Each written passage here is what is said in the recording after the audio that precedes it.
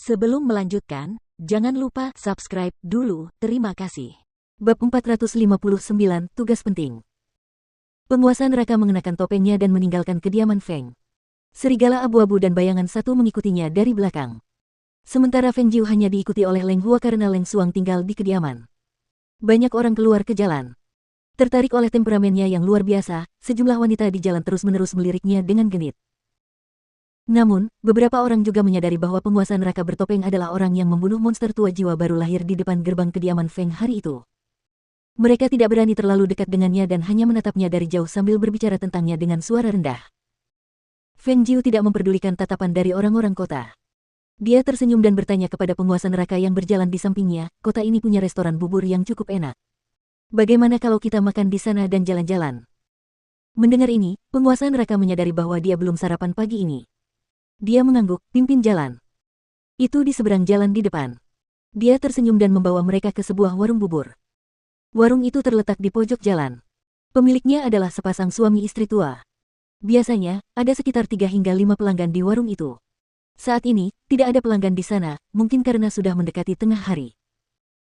Penguasa neraka dan Feng Jiu duduk di satu meja sementara serigala abu-abu, bayangan satu, dan Leng Hua duduk di meja lain. Mereka masing-masing memesan sepanci bubur lili segar. Ketika pemilik kios melihat bahwa mereka masih memiliki pelanggan, mereka tersenyum dan menyipitkan mata. Mereka mengirimkan beberapa lauk pauk ke kedua meja. Coba saja, dia menaruh mangkuk di depannya. Rasanya lebih nikmat dengan lauk pauknya. Penguasa neraka melihat bahwa dia menyendok bubur ke dalam mangkuk untuknya. Dia juga mulai melakukan hal yang sama untuknya. Makanlah. Jika tidak cukup, kita bisa memesan panci lain. Matanya berbinar saat melihat pria itu menyajikan semangkuk bubur.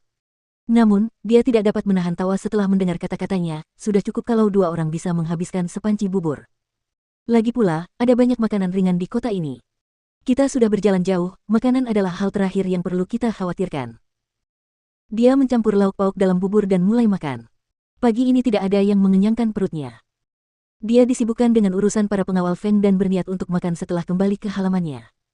Dia tiba-tiba bertemu dengannya di jalan. Karena dia mengajaknya jalan-jalan, ya, jalan-jalan saja. Melihatnya makan dengan gembira, penguasa neraka mengambil beberapa suap sambil menumpuk lauk pauk ke mangkuknya.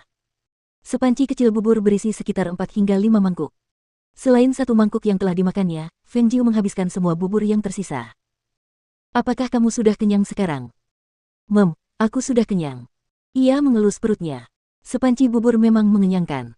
Selain itu, makan sampai kenyang membuatnya agak enggan bergerak. Apa yang harus dilakukan? Sendawa. Dia bersendawa dan tertawa malu. Ayo jalan-jalan untuk membantu mencerna makanan. Lalu kita cari tempat untuk mendengarkan musik dan menikmati pemandangan.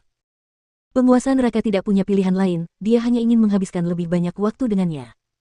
Jadi dia mengikutinya kemanapun dia pergi dan menemaninya dari pagi hingga matahari terbenam. Sampai Leng Hua muncul dan kemudian topiknya berubah. Leng Hua mengatakan kepadanya bahwa dia akan pergi terlebih dahulu untuk menyiapkan tempat. Mata gelap penguasa neraka sedikit bergeser ke arahnya. Dia benar-benar telah menemaninya seharian. Langit telah menjadi gelap beberapa saat yang lalu. Apakah dia telah mengatur acara untuknya? Ketika dia merenungkan hal ini, hatinya tergerak dan dia mulai menantikannya. Nyonya, sudah siap. Leng Hua kembali dan melapor, berdiri di belakangnya dengan jarak tertentu seperti yang biasa dilakukannya. Ya Tuhan, ayo kita berangkat. Puncak acara hari ini akan segera tiba. Aku sudah menyiapkan ini khusus untukmu. Dengan senyum licik dan mata yang membawa sedikit misteri, dia menuntunnya ke sebuah bangunan dengan 2 lentera merah tergantung di depan pintunya.